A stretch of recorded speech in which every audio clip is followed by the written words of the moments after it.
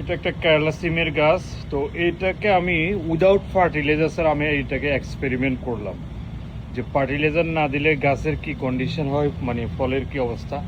তো সেটা দেখলাম, আপনাদেরকে একটু স্লোলি দেখাই আমি, তাহলে আপনারা বুঝবেন। এই যে গাছের কন্ডিশন হলো এটা, গাছের গোড়াটা চিকন।